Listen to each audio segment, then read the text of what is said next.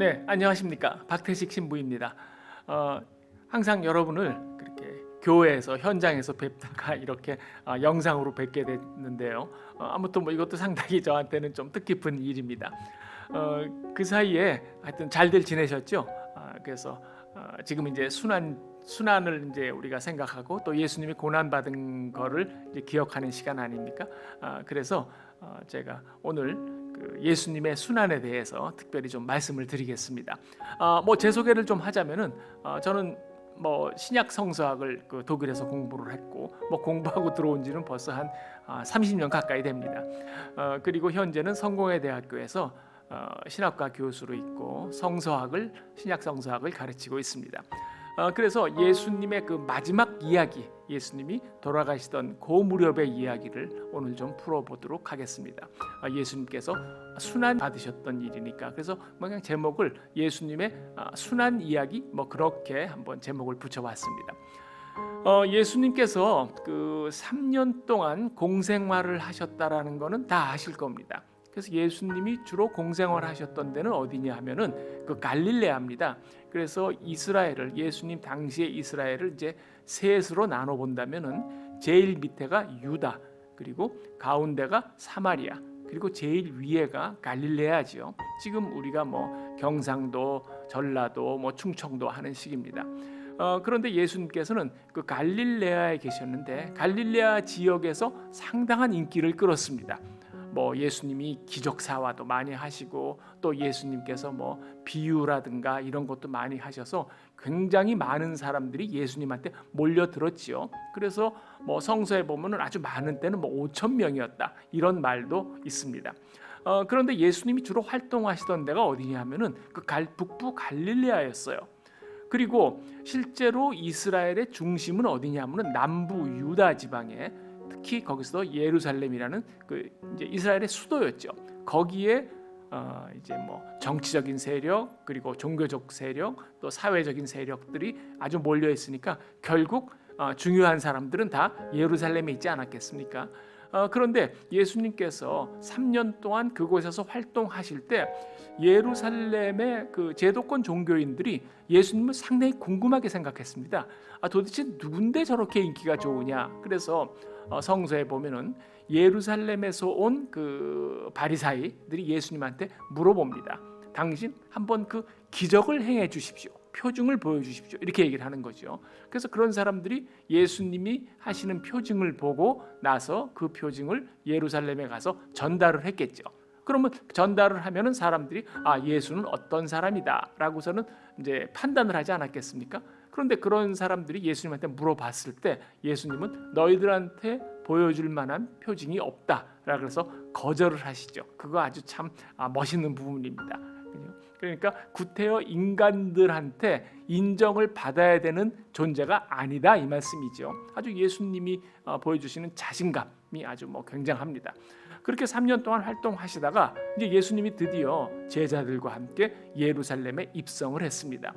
그래서 우리가 알고 있는 그 종려주일이라는 때 예수님께서 예루살렘에 입성하시니까 그 사람들로 하여금 이분 참 대단한 분이 온다 그렇게 생각하지 않았겠습니까? 그래서 사람들이 예수님을 이제 맞이하는 거죠. 그래서 예수님한테 호산나 다윗의 이름으로 오시는 분이요 찬미 받으소서. 그래서 예수님께서 예루살렘에 들어가실 때 굉장한 인기를 끌었다. 굉장한 일이 있었다. 뭐 이렇게 환영 인파가 아주 대단했다. 이런 얘기가 이제 성서에 나와 있습니다. 물론 이제 그러고 나서 닷새 뒤에 숨을 거두시지만요.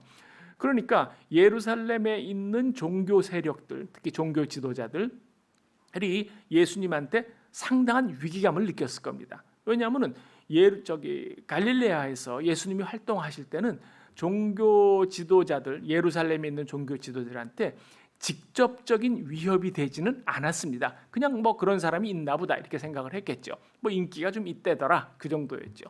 그런데 예수님이 예루살렘의 사람들을 제자들과 들어오는데 예루살렘에서 막 군중이 굉장히 막 들끓면서 예수님을 환영하니까 그 사람들이 이제 위기감을 느낀 거죠. 위기감을 느껴서 신약 성서에 보시면은 예수님이 예루살렘에 들어오고 나서 일주일 동안이 굉장히 중요합니다. 그 일주일 동안에 그 바리사이나 사두가이나 헤로데나 장로들이나 이런 사람들이 예수님한테 아주 골치 아픈 질문들을 합니다. 다시 말해서 예수님이 누구인지 좀 알아보겠다라는 의도도 있고, 또 하나, 그렇게 잘났어? 그러니까 예수님이 그렇게 잘났다고 하는 예수님의 이미지를 한번 추락시킬 그런 생각도 있었겠죠. 그래서 뭐 몇 가지 질문을 합니다. 뭐 이를테면은 예수님한테 세금을 낼까요 말까요, 이런 질문을 하죠. 그래서 예수님께서 세금을 내라라고 하면은 유대인들이 불편하게 생각했을 겁니다. 아니, 어떻게 우리의 지배자한테 그 세금을 내라고 할 수 있느냐? 세금을 내지 말아라 하면 로마 제국이 또 불편하게 생각하지 않았겠습니까? 그러니까 예수님이 예 혹은 아니요 이렇게 얘기하기 어려운 상황이었죠. 또한 이제 그 사두가이파에서는 부활을 믿지 않았어요. 그래서 그런 사람들도 예수님한테 질문을 하는 거죠. 어떤 재수가 아주 없는 집이 있었다. 그 집에서 그 7 형제가 있는데 그 형님이 죽고 나서 그 형수님이 쪼르르 7명 모조리 이제 부인이 되었다라는 거죠. 그래서 유대교에서는 율법에 형사 취수법이라는 것이 있습니다. 형이 죽으면은 이제 동생이 형수를 취하는 법이죠. 그 신명기에 나옵니다. 그런 법에 따르면은 7명이 남편이고 부인은 1명인데, 그러면 부활하고 나면 누구의 부인이 되느냐? 이런 걸 질문하지 않겠습니까? 그러니까 그거는 실제로 궁금해서 물어봤다기보다는 예수님을 곤경에 빠뜨리려고 하는 의도가 있었겠죠. 벌써 딱 의도가 있는 겁니다. 그래서 예수님이 거기에도 아주 현명한 대답을 잘 하셨습니다. 여러분이 이미 알고 계시는 거죠. 하여튼 그런 여러 가지 대답을 하면서 예수님이 그 예루살렘에서 일주일 동안 활동을 하셨고, 그리고 나서 이 사람들은 어떻게 생각을 했느냐 하면은 예수님을 그대로 놔두면 곤란하겠다. 워낙 인기가 많고, 그리고 예수님이 하시는 말씀이 구구절절 다 옳고, 잘못하다가는 우리 제도권 종교에 큰 위협이 되겠다. 그래서 그들이 갖고 있었던 예수님에 대한 위기감, 그것이 바로 예수님을 말하자면은 이제 재판에 넘기고 사형을 하는 그런 말하자면 과정을 겪게 되는 겁니다. 그러니까 예수님이 이제 재판을 받게 되고 하는 경우에는 그 뒤에는 다 그 당시 종교 지도자들이 갖고 있었던 위기감이 있었던 겁니다.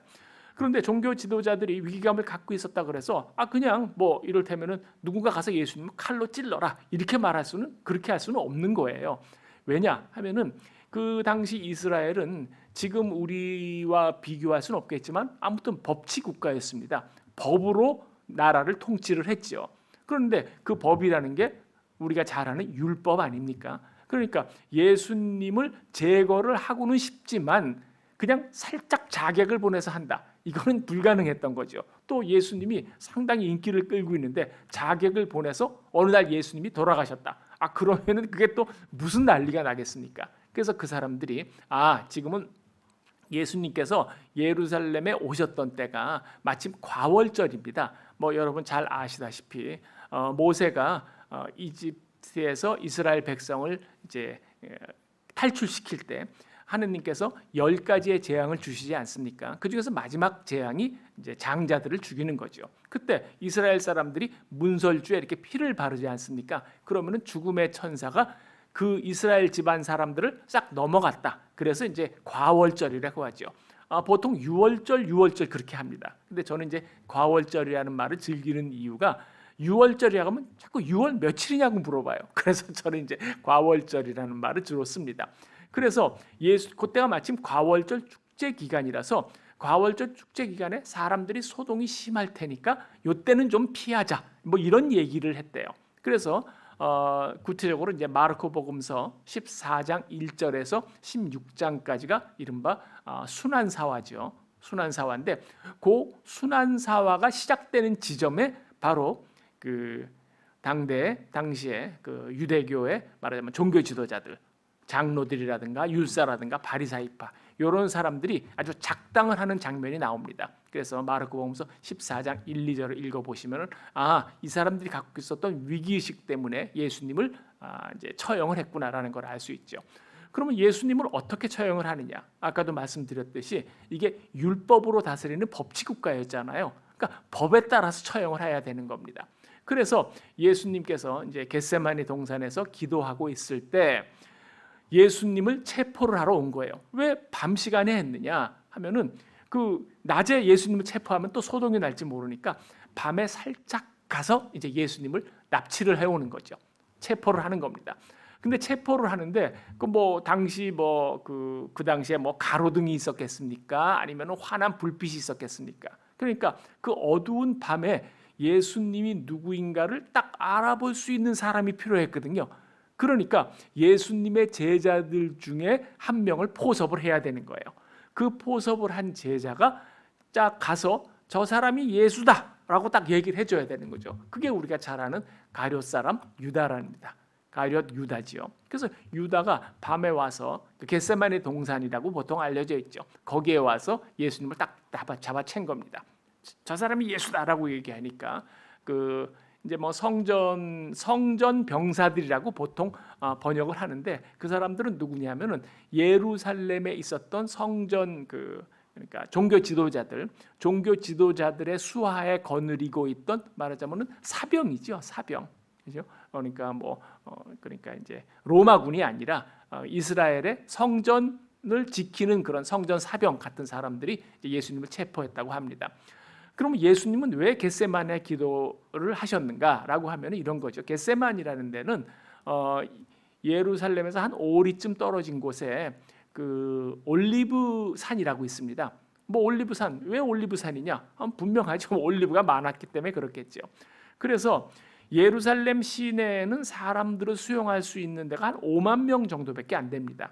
그런데 이제 과월절 축제 때는 막 전 세계에서 오거든요. 그럼 한 20만 명 정도가 오니까 이 사람들이 이제 어떻게 잠을 잘 때가 마땅치 않은 거예요. 그래서 그 올리브 산에서 사람들이 이제 노숙을 하는 거죠. 그래서 보통 이스라엘 사람들은 옷을 2개 있습니다. 속옷과 겉옷이요. 겉옷인데 겉옷이 보통 뭐 푸대자루 같은 거예요. 그래서 속옷을 입고 겉옷은 이불처럼 이렇게 덮고 자는 겁니다.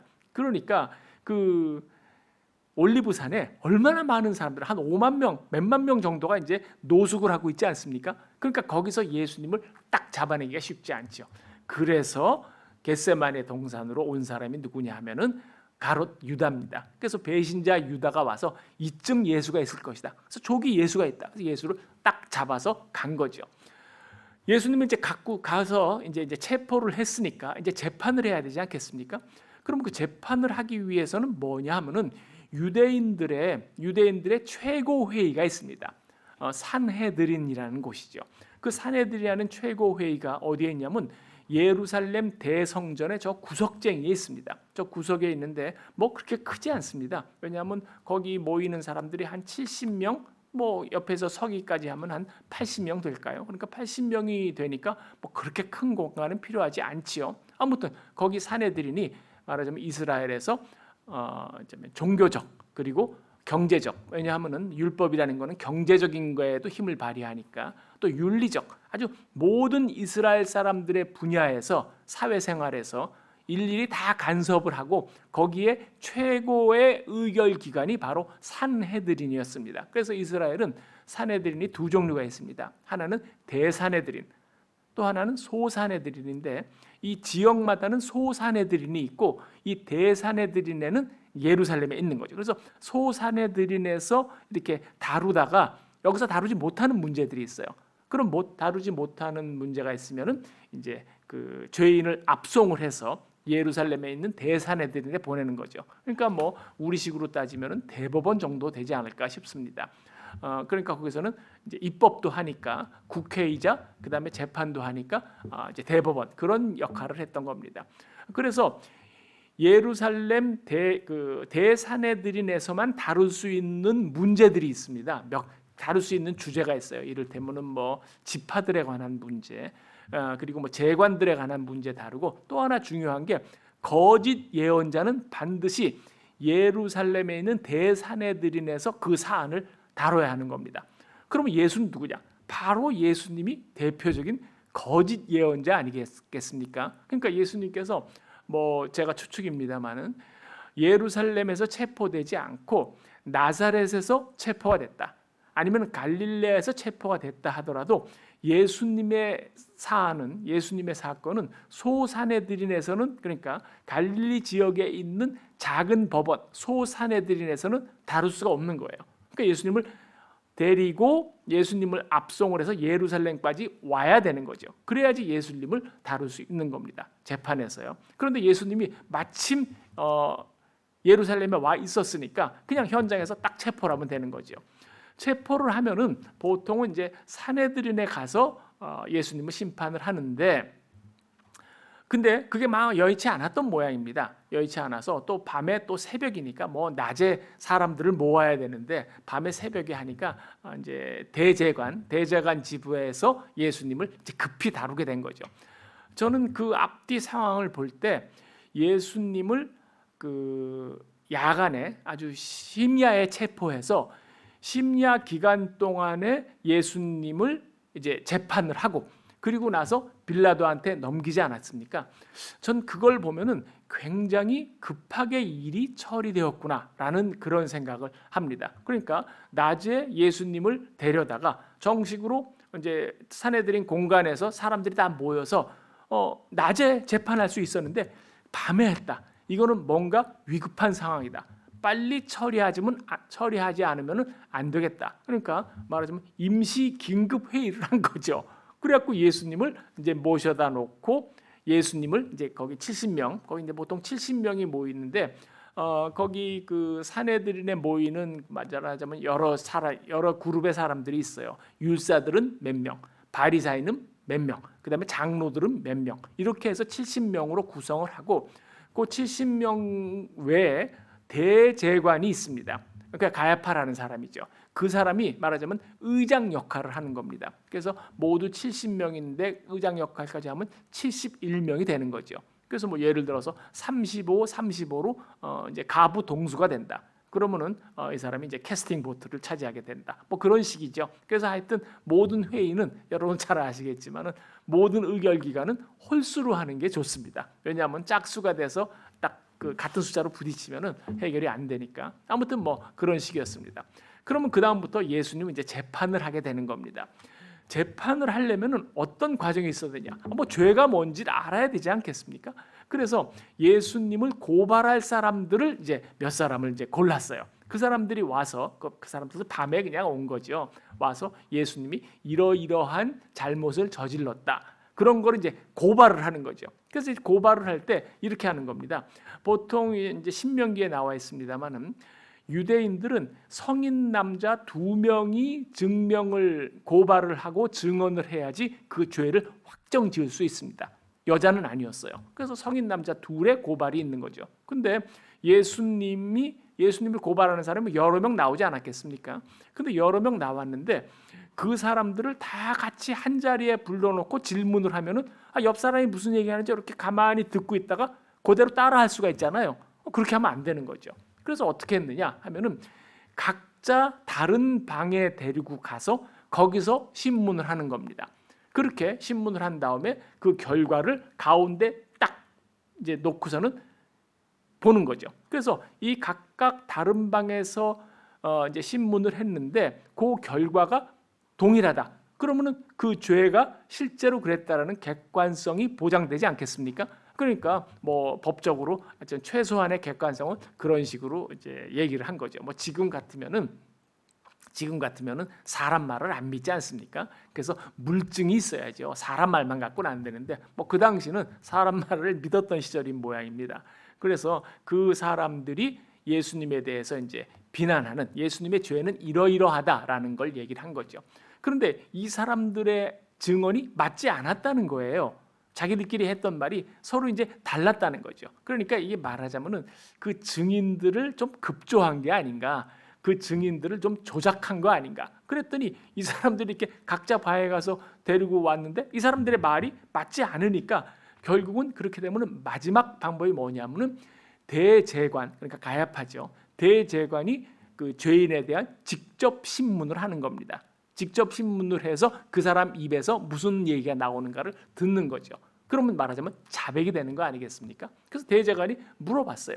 네가 장차올 하느님의 아들이냐? 라고 얘기를 했더니 예수님께서 거기서 아이고 난 하느님의 아들 아닙니다. 뭐 이랬으면은 돌아가시지 않았을지 모릅니다. 그런데 예수님께서 장차 인자가 구름 속에서 이 세상에 올 것을 볼 것이다 이렇게 한 거죠. 그러니까 그게 저는 분명히 예수가 하나님의 아들이라는 것을 인정했다라는 것보다는 이 세상에 인자가 와서 이제 종말이 닥칠 것이다 그 얘기를 하신 거거든요. 그러나 뭐 이렇게 보거나 저렇게 보거나 예수님께서 하나님의 심판을 예언하신 거니까 아무튼 가야파는 그 얘기를 듣고 나서 이거는 건방지다, 그렇죠? 하느님의 이름을 사칭한 그 거짓 예언자가 맞다라고 해서 최종 판결을 내립니다. 그래서 보통 그 산헤드린에서 최종 판결을 내릴 때는 이 가야파가 대제관이 자기가 입었던 옷을 이렇게 가운데 그때 이렇게 브이네크였어요. 이거를 쫙 찢어요. 쫙 찢고 나면은 찢으면 그게 최후 판결이 되는 겁니다. 그때 가야파가 했던 말이 뭐냐면은 하느님은 한 분 하느님이시다라고 하는 신명기 6장 5절의 말을 인용합니다. 다시 말해서 하느님 모독죄가 되는 거죠. 그렇게 해서 예수님을 재판에 넘깁니다. 그렇게 해서 찢어 놓은 그 이제 옷은 계속 보관을 합니다. 계속 보관을 해서 그때 이런 결정이 내려졌다라는 거에 증거로 삼는 거죠. 아마 이런 생각이 있었을 거예요. 그래서 그거를 이제 찢은 거를 이제 뭐 다시 재활용하지는 않고 이렇게 놔둔 거죠. 그렇죠? 그렇게 해서 그것이 증거가 되는 겁니다. 그렇게 한 다음에 이제 예수님을 말하자면 하느님, 그러니까 하느님 아들 사칭죄, 그렇죠? 그 사칭죄로 예수님을 이제 처벌을 하기로 결정을 내렸습니다. 그런데 문제는 뭐냐면은 그 당시는 로마 제국이 그 통치를 했었기 때문에 이스라엘을, 그래서 이스라엘을 로마 제국에서 통치를 했기 때문에 함부로 죽일 수가 없었어요. 막 자기네들 기분 내키는 대로 죽일 수가 없고 로마 제국의 허락을 맡아야 됩니다. 그래서 그 당시에 로마 제국이 뭐 전 세계, 그러니까 지중해권 세계를 다 정복하지 않았습니까? 그래서 로마 제국의 그 당시에 그 로마가 통치하는 범위가 굉장히 넓었죠. 그 넓은 통치 범위가 있는데 이 통치 범위에서 로마가 식민지들이 워낙 넓고 또 많으니까 다스리는 아주 중요한 방법이 있습니다. 뭐냐 하면은 뭐 일본 같은 경우는 우리나라한테 이제 그 일본 말을 써라, 아니면은 또 창씨 개명을 해라, 뭐 이런 식으로 해서 굉장히 그 억압적인 식민 정책을 썼잖아요. 근데 로마는 그렇게 하는 게 아니라 모든 식민지에 두 가지 그 말하자면 요구만 했습니다. 하나는 세금을 열심히 내라. 그 다음에 두 번째가 말하자면은 그 총독부를 설치해서, 그러니까 군사적인 권리를 가지는 거죠. 사실 그거죠. 우리가 누가 정복자인지를 항상 사람들한테 알려주고 그리고 세금만 걷어가면 되는 거죠. 그래서 그 두 가지만 하고 뭐 종교는 니네 마음대로 해라, 말도 니네 마음대로 써라, 그리고선 옷도 당신들 마음대로 해라. 그러니까 모든 사람들이 다 이렇게 자기네 그 전통적인 방식대로 살아도 상관없는 거예요. 다만 세금하고 그러니까 군사적인 그것만 인정을 하는 거죠. 그 참 그 지금 생각해봐도 참 그 잘 다스리는데, 그러니까 제국을 경영하는데 굉장한 노하우가 있지 않았는가, 그렇게 되는 거죠. 그래서 이제 로마가, 그런데 그 중에서 로마가 갖고 있었던 게 하나 뭐냐면 사형권입니다. 그러니까 함부로 사람을 죽이지 못하게 하는 거예요. 그래서 사형권을 갖고 있으니까 아무리 여기에서 그 산헤드린에서 예수님을 그러니까 이제 종교범으로 사형을 시키려고 해도 방법이 없는 겁니다. 그래서 이 사람들이 고안을 한 게 뭐냐면 예수를 사형시키려면은 로마 제국 그 총독이 빌라도가 예수가 종교범이라는데 그럼 니들끼리 해결하라. 그 왜 내가 사형까지 나가야 되느냐, 이렇게 하지 않습니까? 그럴 가능성이 있으니까 예수님을 이제 정치범으로 바꾸는 거죠. 정치범으로 어떻게 바꾸는지 아실 겁니다. 그래서 예수님께서 황제 사칭죄가 된 거죠. 그러니까 원래는 하느님의 아들 사칭죄였는데 황제 사칭죄로 바꾼 거죠. 그래서 빌라도한테 고발을 했고 데리고 갔고, 빌라도는 여러 가지 성서에 나옵니다. 여러 가지 고민 끝에, 그리고 사람들한테 물어보기도 하죠. 예수님을 죽일까요 말까요? 그랬더니 사람들이 또 예수님을 죽이세요 막 그래서 빌라도는 여러 가지 그 제도적인 보안 장치를 이용했지만 결국 예수님을 죽일 수밖에 없는, 예수님한테 사형 언도를 내릴 수밖에 없는 그런 사태에 놓이게 됐습니다. 그래서 예수님은 사형 언도를 내렸는데 그 당시에 정치범들은 100% 100% 정치범들은 십자가형에 처합니다. 그래서 예수님은 십자가형에 처하도록 한 거죠. 그래서 여러분도 뭐 잘 아시지만 이제 14처가 있지 않습니까? 14처 이제 그림들이 성서 교회마다 우리 성공회는 그 이제 가톨릭 전통을 따르니까 그런 14처의 그 그림들이 있고 거기에서 아마 십자가의 길을 이제 그 순환주간에 우리가 하게 되죠. 아무튼 그런 십자가에 처형을 하기로 이제 결정을 하고 그 다음에 예수를 이제 처형을 하게 된 겁니다. 그때부터 아주 그 비극적인 일들이 벌어지죠. 그래서 성서에는 그 마르코복음, 마테오복음, 루카 그리고 요한복음까지 이제 예수님이 그때 십자가에서 어떻게 돌아가셨는가에 대해서 굉장히 자세하게 서술을 하고 있습니다. 그래서 십자가에서 예수님이 돌아가시던 모습을 서술함에 있어서 참 그렇게 자세하게 서술할 수 있을까? 그냥 십자가에 못 박혀 돌아가셨다 이래도 되는데 자세히 서술되어 있다. 그거가 아마 이런 문제가 있는 겁니다. 예수님이 십자가에 못 박혀 돌아가셨다라는 사실을 아주 리얼하게 설명함으로 해서 예수 그리스도의 복음을 믿게 되는 후대의 그리스도인들 있지 않겠습니까? 우리들 포함해서 후대의 그리스도인이 예수님의 추후의 모습을 정확히 기억하게 만드는 그런 효과가 있습니다. 그래서 예수님을 이제 십자가 처형에 대해서 자세하게 서술을 하는 거죠. 그래서 십자가 처형을 할 때 원래 이제 골고타라고 했습니다. 해골산이라고 하죠. 그래서 라틴어로는 깔발, 해골이 깔발이고, 그리고 이제 영어로 가면 이제 캘버리. 그래서 우리나라에서는 이제 갈보리라고 하는 게 바로 그 이제 해골산을 뜻합니다. 뭐 갈보리산 위에 십자가 섰으니 그런 찬송도 있지 않습니까? 그러니까 갈보리가 이제 어원을 쭉 찾아가면 골고타가 되는 거죠. 해골이란 뜻입니다. 자, 그래서 거기다가는 항상 이렇게 그 종목이 세워져 있습니다. 긴 거, 그러니까 재활용하는 거죠. 아주 종목이 세워져 있고 이제 죄인으로 이제 십자가형으로 이제 이제 판결을 받은 그 죄인은 자기가 횡목이 있습니다. 횡목을 이제 어깨에 딱 쥐고 가는 거죠. 그리고 횡목을 쥐고 가기 전에 이제 매를 심하게 때립니다. 채찍으로 때려요. 그 채찍 끝에는 이제 로마에서 그 이제 사형을 집행하는 형리들이 있지 않았겠습니까? 그래서 그 채찍 끝에는 뭐 나비라든가 동물의 뼈 같은 걸 이렇게 해놔서 몇 번을 때리면 뼈가 드러날 정도라고 해요. 그렇게 사람을 아주 그냥 매를 때려서 사람을 파죽을 만들어 놓은 상태에서 또 무거운 횡목을 쥐고 골고타까지 종목이 있는 데까지 쥐고 가게 만드는 거죠. 뭐 저는 왜 그렇게 할까라고 하면은 십자가에 매달려서 빨리 좀 죽게 하려고 그렇게 할 것 같습니다. 그래서 오래 매달려 있으면 또 골치 아프잖아요. 그 형리들이. 그래서 예수님도 아주 그대로 가셨죠. 그래서 아주 긴 길을 십자가에 를 메고 그리고 가시관을 쓰고 그리고 이제 가신 겁니다. 그렇게 해서 골고타에 이르렀죠. 지금도 비아 돌로로사 그래갖고서는 그 이제 순환주간이 되면은 그 예루살렘에서 그 돌로 된 길이 있습니다. 거기에 사람들이 모여서 예수님의 그 십자가에 십자가 처형을 받고 십자가를 가고 가시던 그 길을 한번 사람들이 이제 똑같이 순행을 하는 그런 절차들이 있습니다. 그런 풍습이 있죠. 그래서 뭐 이 순환 주간에는 꼭 예루살렘에서 그런 일이 있어서 뭐 해외 토픽에도 나고 뭐 이제 소식에도 나오고 뭐 그런 거 여러분 잘 아실 겁니다.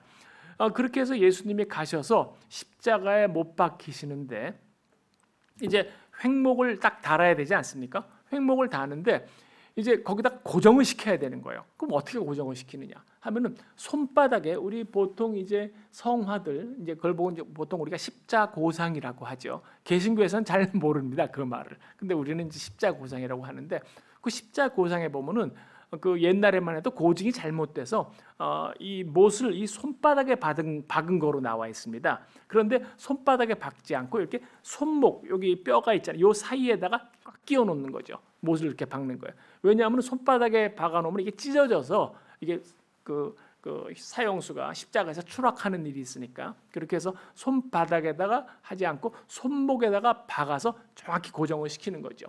그리고 나서 이제 십자가에 매다는데 십자가에 매달면 항상 위에다가 이 사람이 왜 십자가에 매달려서 사형을 당하는가 하는 이유를, 그러니까 죄목을 써붙여 놔야 됩니다. 그래서 죄목을 써붙여 놓을 때 뭐 우리 여러분 잘 아시겠지만 영어로 하지만은 INRI 이렇게 되어 있습니다. 그래서 인리 이렇게 되어 있는데 그거는 뭐 영어가 아니라 라틴어입니다. 그래서 예수스, 그다음에 나자라이오스, 나자렛 예수, 그다음에 렉스, 그죠? 인리, 왕이란 뜻이죠. 유다이케, 그러니까 유대인의 왕 나사렛 예수, 그렇게 해서 그 위에다 팽목을 딱 달아놓은 거죠. 그러니까 이거는 예수님은 왕이라는 말이 붙여졌으니까 이건 확실하게 정치범입니다. 그러니까 국가 전복을 꿈꾸던 정치범으로 돌아가셨다라는 사실을 알 수 있죠. 아무튼 그런 명패를 위에 달아놓고 이제 왕이니까 가시관까지 그냥 놀리느라고 씌웠겠죠. 그렇게 해서 예수님이 매달려 있는 겁니다.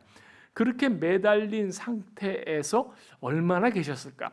성서에 보면 한 6시간 정도 계셨다고 얘기를 해요. 근데 뭐 정확치는 않지만은, 근데 보통 그 당시에 그 죄인들이 십자가에 매달리면은 보통 하루 정도를 버텼다고 합니다. 근데 예수님은 하루가 아니라 그냥 반나절도 못 버티고 돌아가셨다라고 되어 있는 걸 봐서는 뭐 제가 보기에는 예수님은 그 3년 동안 얼마나 힘들게 사셨겠어요. 뭐 얼마나 초췌하고 그러니까 아주 형편없는 건강 상태가 아니었겠나.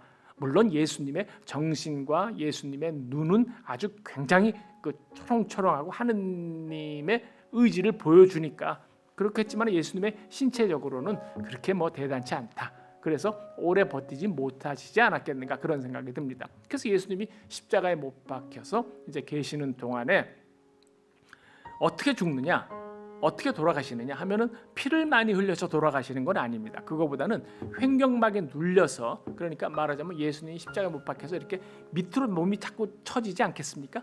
처지면은 이제 발에도 못을 박으니까 다시 위로 가겠죠. 그래서 위로 갔다 내려갔다 왔다 갔다 하다가 탁 처지는 겁니다. 뭐냐면 횡격막이 눌리면서 호흡 곤란으로 죽는 거예요. 그래서 예수님이 더 이상 숨을 못 쉬고 돌아가시게 되는 거죠. 그런데 거기 형리들이 예수님이 돌아가셨는가를 확인해야 될 의무가 있었습니다. 그래서 요한복음에 보면은 이제 발을 꺾었다라는 게 나오죠. 그래서 그 사람들이 형리들이 이만한 뭐 오한마 정도 되나요? 하여튼 뭐 그런 도끼 같은 거를 가지고 사형수의 그 이렇게 이제 정강이 부분을 딱 쳐서 부러뜨립니다.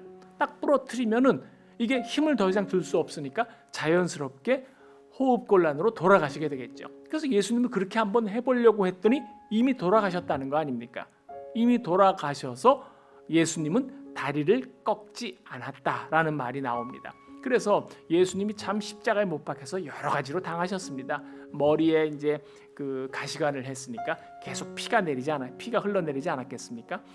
거기다가 이게 중간중간에 살았는지 확인해 보기 위해서 창으로 여기 이제 그 갈비뼈 부분을 꽉 찌릅니다. 딱 찌르는데 이제 그 사람이 죽게 되면은 물하고 피하고 좀 분리가 되는 모양입니다. 그렇죠? 그래서 딱 보면은 딱 찔러서 보면은 거기서 물과 피가 이제 분리가 돼서 나오더라. 그렇게 되면 죽은 게 확인하는 거죠. 그러니까 십자가에 매달린 다음에 아주 그 채찍질을 당하고 그리고 횡목을 메고 오느라 그렇게 긴 시간 고생을 하셔서 오셨는데 십자가에 달린 상태에서도 계속 괴롭히는 거죠. 그렇게 괴롭힘을 당하는데 결국 마지막에는 이제 다리를 딱 꺾는 거죠. 꺾으려고 딱 보니까 예수님이 이미 돌아가셨더라 이렇게 되는 거죠. 그래서 예수님의 시신을 내린 다음에 예수님을 쫓아다녔던 사람들 중에 뭐 이제 사내들인 의원이기도 했고 그리고 뭐 상당한 재력이 있었던 모양이에요. 그래서 아리마테 요셉이라는 사람이 자기가 죽으려고 자기를 묻으려고 해놓은 자기 개인 매장하는 자기 무덤을 예수님한테 양보를 했습니다. 그래서 예수님이 그 무덤에 이제 묻히게 되는 거죠. 그렇게 해서 예수님께서 순환을 당하시고 돌아가시는 십자가에 못 박혀서 돌아가시는 이야기까지 제가 좀 마쳤습니다. 그래서 여러분이 특별히 이제 고난 주간에 여러분이 한번 예수님이 돌아가시던 때의 모습을 한번 여러분이 묵상을 하시면서 그분의 죽음을 한번 성찰해 보시기 바랍니다. 그렇게 해서 우리가 이제 예수님이 갖고 있는 의미를 한번 되새겨 보는 거죠. 첫 시간은 이렇게 마치도록 하겠습니다. 감사합니다.